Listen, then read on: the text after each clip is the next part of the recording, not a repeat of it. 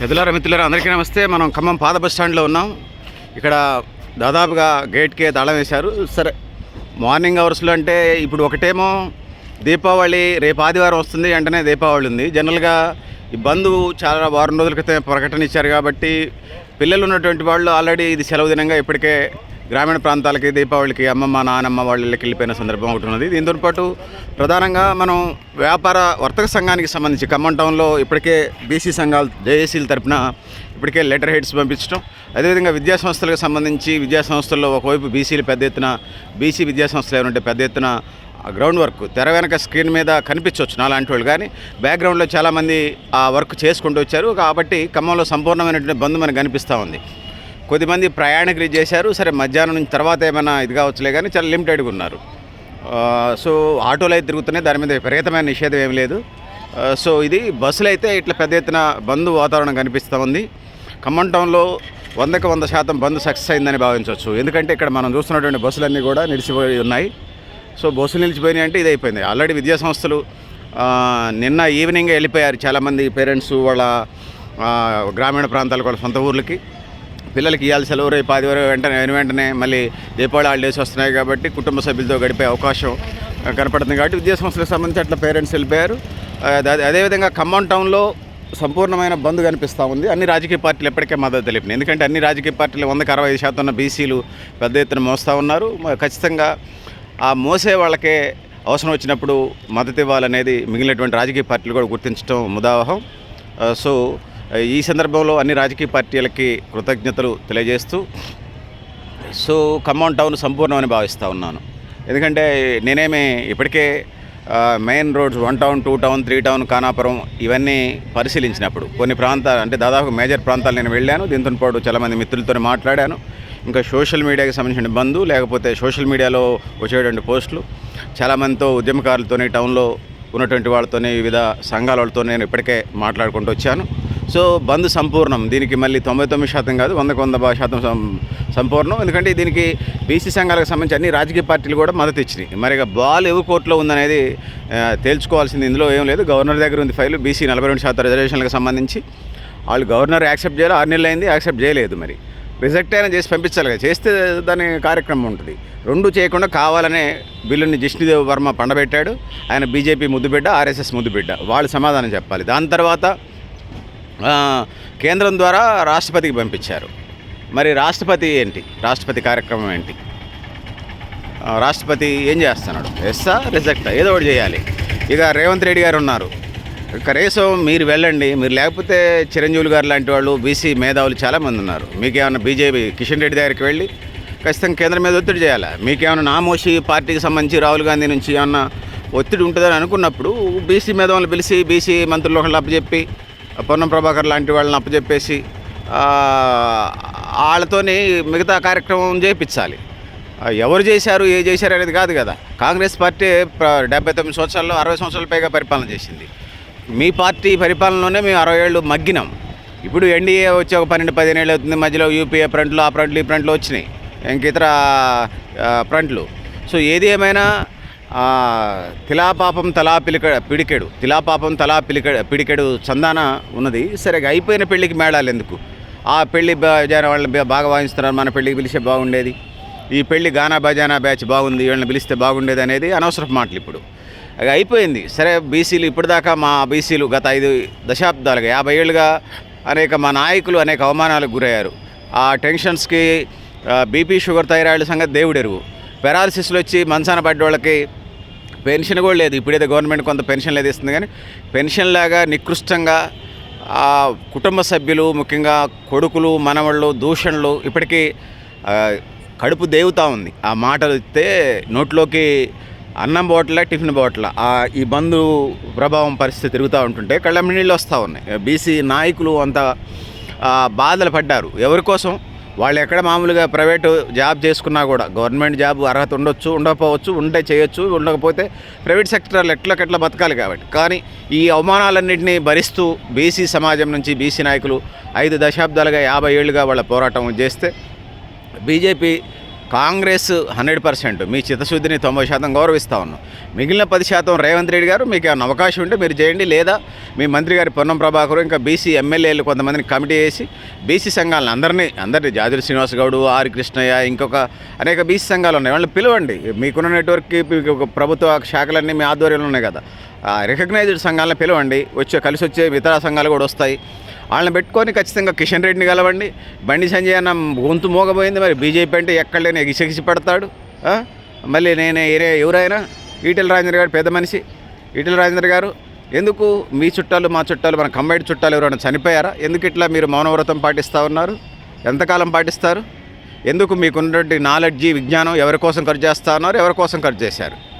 బీసీల కోసం ఖర్చు చేయరా? ఎందుకు పెద్దన్న పాత్ర మీరు ఎందుకు తీసుకోరు? మీరైనా నేనైనా 100 ఏళ్ళే బతుకుతాం. దాదాపుగా మీరు 65 ఏళ్ళు దాటారు. మీరు 65 ఏళ్ళ తర్వాత ఎవరికి లైఫ్ ఇచ్చిన? 65 ఏళ్ళు 70 ఏళ్ళ తర్వాత. నాకు తెలిసి 70 అంటున్నారు కొంతమంది మీకు. మరి 65-70 ఏళ్ళ తర్వాత మీ మిగిలిన ఎన్ని సంవత్సరాలు పోతాయి? మీకంటే నేను ఒక 20 ఏళ్ళు చిన్నవాడిని కాబట్టి, సుమారుగా 20-22 ఏళ్ళు చిన్నవాడిని కాబట్టి ఇది చేస్తూ ఉన్నాను. సో మీకు అప్పీల్ చేస్తూ ఉన్నాను. ఎందుకంటే ముఖ్యమంత్రి తర్వాత ముఖ్యమంత్రి పాత్ర పోషించినటువంటి ఈటెల రాజేంద్ర గారు మరి ఎందుకు మీ గొంతు మోకపోయింది? అరవింద్ అన్న, నువ్వు అన్నిటికీ తెగారుస్తావేనే. నువ్వంటే నాకు వ్యక్తిగతంగా అభిమానం ఉంది. మా సర్కిల్కి కూడా కూర్చున్నప్పుడు నీ గురించి చర్చ జరిగినప్పుడు భలే గమ్మత్తుగా మాట్లాడతాడు రా, నీ వీడియోలు పెట్టుకొని చూస్తాం. ఎందుకు నీలో అంత మేధస్సుంది? ధర్మపురి శ్రీనివాస్ గారి కొడుకుకి చేసే విధి విధానాలు ఇవేనా? వస్తే మీ హిందూ మతాన్ని మీరు ఏదో చేసుకోండి, దానికి మీ రాజకీయాలు మేము కాదంటలా. ఎవరు రాజకీయాలు వాళ్ళు చేసుకుంటారు. అది మీ నియోజకవర్గంలో చేసుకోండి, తెలంగాణ రాష్ట్రంలో చేసుకోండి, మీరు దేశవ్యాప్తంగా కూడా చేసుకోండి. మాకు అభ్యంతరాలు ఎవరు రాజకీయాలు వాళ్ళు చేసుకుంటారు. ఈ దేశంలో భారత రాజ్యాంగం ప్రకారం ఈ దేశం ప్రజాస్వామ్య దేశం కాబట్టి. కానీ 100కి 62%, 65% ఉన్నటువంటి బీసీలు, సరే మీరు చెప్పే లెక్కలు, ప్రభుత్వాలు చెప్పే లెక్కలు ప్రకారం మా వాటా మాకు ఇవ్వండి, వాళ్ళ వాటాలు వాళ్ళు తీసుకోండి అని చెప్తున్నారు. ఇక్కడ తెలంగాణ సమాజంలో ఏదైతే ఉన్నదో, తెలంగాణ సమాజంలో ఇక్కడ విఆర్కే సిల్క్స్ అంటారు కదా, వెలమారెడ్డి కమ్మ, వీళ్ళు ఉన్నది 7% లోపు. అన్ని కులాలు కలిపితే వెలమారెడ్డి కమ్మతో కూడా ఉన్న ఓసీ కులాలని 7%. అవి పోను ఎస్సీ ఎస్టీలకి ఇప్పటికే రాజ్యాంగం ప్రకారం వాళ్ళ వాటా వాళ్ళకి పోతుంది. మిగిలినంతా బీసీల వాటా. ఇప్పుడు ఓసీలు ఫార్వర్డ్ క్యాస్ట్ కన్నట్టు వాళ్ళ వాటా వాళ్ళని తీసుకోమని అంటున్నాం. బీసీలకు సంబంధించి మా వాటా మేము అడుగుతున్నాం. ఇది చాలా న్యాయమైంది. నువ్వు హైకోర్టు సుప్రీంకోర్టు కాదు. దేవుడు వచ్చి ఇక్కడ పంచాయతీ పెడితే ఆ పంచాయతీకి సంబంధించి, లేకపోతే మావోయిస్టులు వచ్చి ఇక్కడ పంచాయతీ పెట్టి ఆ పంచాయతీ పెడితే, లేకపోతే ఇతర కోర్టులు వచ్చి పంచాయతీ పెడితే ఎవరు పెట్టినా అది ఇది కావాల్సినటువంటి ఇది. సో ఇంకా ఇందిరా సాహని కేసు అని కుంటే చెప్తా ఉన్నారు. ఈడబ్ల్యూఎస్ రిజర్వేషన్స్ 50% కట్ ఆఫ్ అని పోయిన మాజీ ముఖ్యమంత్రి గారు, ఈ 50% ఏందిరా బాయ్? నేను బీసీ ఉద్యమంలో మోసింది మేము, నీకు సోయి లేదు. కమ్మారెడ్డి సమాజ వర్గాలు నేను తొక్కేస్తుంటే నిన్ను మోసింది మేము, మా బీసీల సమాజ వర్గం. నువ్వు మా నోటి కాడ కూడు కొట్టడానికి నువ్వు బిల్లు తీసుకొస్తే 50% కట్ ఆఫ్ అని. కనీసం నీకు భూస్వామ్య లక్షణాలు, బూర్జువా లక్షణాలు లేకుండా ఉండుంటే ఇవాళ నువ్వు పరిస్థితికి వచ్చి ఉండేడు కాదు. నువ్వు చేసిన బిల్లుకి, నువ్వు చేసినటువంటి ఇదికి, సరే నువ్వు ఓడిపోవడానికి, నీ పార్టీ ఓడిపోవడానికి ఇతర కారణాలు ఉండొచ్చు. కానీ 100కి 80% బీసీలు నీకు ఎందుకు ఓటేయలేదో ఆలోచించుకుంటే, ఆత్మ పరిశీలన చేసుకుంటే, అటు ఒక పార్టీ కాంగ్రెస్ పార్టీ, లేకపోతే బీజేపీ పార్టీ, ఇంకొక పార్టీ, అటు రెడ్డి సమాజ వర్గం, ఇటు కమ్మ సమాజ వర్గాన్ని నడుస్తున్న క్రమంలో నువ్వు వెలమ సమాజ వర్గం 0.2 ఉన్నారు మీరు. నిన్ను నెత్తన పెట్టుకొని మోస్తే ఆ కడుపులో అన్నం తీసి, లేకపోతే తినే ముద్ద సగం పెట్టాల్సిన నువ్వు 50% కటాఫ్ పెట్టి నువ్వు మా ప్రతినిధి కాదు, ఆధిపత్య కులాల ప్రతినిధి అని నిరూపించుకున్నప్పుడు మా బీసీ సమాజం గుడ్లలో నీళ్ళు గుక్కున్నప్పుడు నేను చూసా, నేను ఎరుగుదును. నేను బీసీ ప్రతినిధులతో మాట్లాడుతున్నప్పుడు ఓ లీడర్ కళ్ళెమ్మటి నీళ్ళు వస్తున్నాయి నాతో మాట్లాడేటప్పుడు. మీరు ఇంటర్వ్యూ అనుకోండి, ఇంకోటి అనుకోండి, నేను వివరాలు చెప్పను. కానీ బీసీ లీడర్లతో మాట్లాడుతున్నప్పుడు గుడ్లలో కుక్కున్నప్పుడు దీనికి ఖచ్చితంగా ఈ శాపం ఖచ్చితంగా కేసీఆర్ ప్రభుత్వానికి తగులుదని భావించాను. ఖచ్చితంగా మా వాళ్ళు వేయలేదు, ఖచ్చితంగా మీకు వేయలేదు. 180% మీకున్నటువంటి రిపోర్టులు తెప్పించుకోండి. నువ్వు 50% కట్ ఆఫ్ పెడతావు కేసీఆర్ సార్. నువ్వు అరెస్ట్ అయినావు అంటే మా ఖమ్మానికి వస్తే ఎగిరెగిరి మీటర్ ఎగిరెగిరి దూకి అరెస్టులకు సిద్ధమై నేను పెట్టడానికి, నేను రిలీజ్ చేయడానికి, తెలంగాణ ఉద్యమం కోసం నేను నాతో సహా మేమంతా, మా కులాలు, మా జాతులు, మా ప్రాంతవాసులు, మేమంతా తెలంగాణ రాష్ట్రం, యావత్ తెలంగాణ సమాజం అంతా నీ కోసం ఆటుపోట్లు పడితే కన్న బిడ్డలాగా చూడాల్సిన నువ్వు ధనిక వర్గాలకి ఆ పేరుతో ఈ పేరుతో కట్టబెట్టిన చందాన్ని మేము చూసాం. పోనీ 50% సరే, ఎమ్మెల్యేలకి నీకు పార్టీ గెలవడానికి అయితే ఇబ్బందులు ఉన్నాయని వదిలేసామనుకో, నీకు 42% రిజర్వేషన్, 34% రిజర్వేషన్లు కూడా కెలికినవు కదా. కెలికి దాన్ని ఇవ్వాలి. అసలు 50% కటాపు అని చెప్పేసి నీ వల్లనే ఇవ్వాలి. ఉరితాడులాగా ఉన్నది బీసీల పరిస్థితి. నీ ఉరితాడు నువ్వు పేనే అక్కడ పెట్టిపోయాను, మా మెళ్ళకు పడేలాగా ఉన్నది. అది సరే ఆ ఉరితాడిని కోసేస్తాం, దాన్ని ప్రజాక్షేత్రంలో కోసేస్తాం, భారత రాజ్యాంగం ప్రకారం ఆ ఉరితాడిని కోసేస్తాం, కోసి తగలబెడతాం. అదేవిధంగా చట్ట సభల ద్వారా కోసేస్తాం, న్యాయస్థానాల ద్వారా కూడా ఆ ఉరితాడిని కోసి అఫీషియల్గా అధికారికంగా నువ్వు వేసినటువంటి 50% కట్ ఆఫ్ ఉరితాడిని ఖచ్చితంగా బహిరంగ ప్రదేశంలో, ప్రజలు తిరిగేటువంటి బహిరంగ ప్రదేశంలో ఖచ్చితంగా తగలబెడతాం. సో ఇప్పటికైనా కేసీఆర్ సార్, నువ్వు నీ పార్టీ శ్రేణులకి ఓడిపోయినప్పుడు ఒక మాట, గెలిచినప్పుడు ఒక మాట కాకుండా ఓడదాటిన దాకా ఓడమల్లయ్య, ఓడదాటాక బోడి మల్లయ్యలా కాకుండా తెలంగాణ మలిదశ ఉద్యమంలో నీ వెనక అసలు నీకు ఇచ్చినటువంటి బీసీ ముద్దుబిడ్డ జయశంకర్ సార్, ఆయన బ్రతికుంటే ఇలా బీసీ ఉద్యమానికి మద్దతు తెలిపి ఉండేవాడు, ముందు వరుసలో ఉండేవాడు. మమ్మల్ని మేము ఇంత నిన్ను భుజాన్ని వేసుకొని మోస్తే, పల్లకి మోస్తే, మేము మా శాఖలోనే మోసేది, పల్లకి మోస్తే నీకు మోసిన వాళ్ళు గుర్తులేరు, దొరలు పెత్తందారులే నీకు గుర్తుకొచ్చారు. దానికి ఇవాళ నీ పార్టీ ఇట్లాంటి పరిస్థితుల్లోకి నెట్టివేయబడటానికి కారణం మేము నీ వద్ద లేకపోవటం అనేది ఇప్పటికైనా గుర్తించు. మిగతా పార్టీలకు కూడా నేను ఇదే చెప్పదలుచుకున్నాను, హెచ్చరిక. ముఖ్యంగా మీ రాజకీయ పార్టీలకు కొన్ని టిక్కెట్ల పంపిణీలో ఇబ్బందులు ఉంటాయి. రాజకీయాలు ఎరిగిన వాడినే నేను, క్రియాశీల రాజకీయాలు ఎరిగిన వాడిని నేను, 25 సంవత్సరాలు క్రియాశీల రాజకీయాలు ఎరిగిన వాడిని. ప్రస్తుతం కూడా పరోక్షంగా చూస్తూ ఉన్నాను క్రియాశీలమైనటువంటి రాజకీయాలు అయిపోయినా బీసీ ఉద్యమాల్లో, సామాజిక కార్యక్రమాల్లో, సేవా కార్యక్రమాలు నేను చూస్తూ ఉన్నాను. అనేక మంది లీడర్లతో మాట్లాడుతున్నాం, గల్లీ నుంచి ఢిల్లీ దాకా లీడర్లతో మాట్లాడుతూ ఉన్నాం. కేసీఆర్ సార్, సో ఇప్పటికైనా రావి చెట్టు కింద లేకపోతే బోధి చెట్టు కింద బుద్ధుడికి జ్ఞానోదయం అయినట్టుగా మీకు కూడా జ్ఞానోదయం కావాలని భావిస్తూ ఉన్నాం. పెద్ద మాటే, పెద్ద ఆయనవి. కేటీఆర్ అన్నా మనకి ఏమైనా ఉపయోగం ఉందంటారా అంటున్నావుట కదా అన్నా, నేను మోసింది మేమే అన్నా, మేము నీ కుటుంబ సభ్యులు అనుకుంటే మొదటి, లేదా నీ ఇష్టం అన్నా. ఇక బీజేపీ వారు ఉన్నారు, కాంగ్రెస్ వాళ్ళ గురించి కూడా చెప్పాక 90% చేస్తున్నారు, మీకు 10% కూడా చేయండి ఆర్టిబుల్గా. జయలలితలా కూర్చొని ఖచ్చితంగా పట్టుబడి తీస్తారండి, ఇలా వేషాలకు పోకుండా. సో ఇక బీజేపీ వారు వీళ్ళ గురించి ఎంత తక్కువ చెప్పుకుంటే అంత మంచిది. రాష్ట్ర నాయకుల గురించి ఇప్పటికే చెప్పాము. గవర్నర్ దగ్గర, కేంద్రం ద్వారా రాష్ట్రపతి దగ్గర బిల్లు ఉంది, 9వ షెడ్యూల్లో పెట్టండి.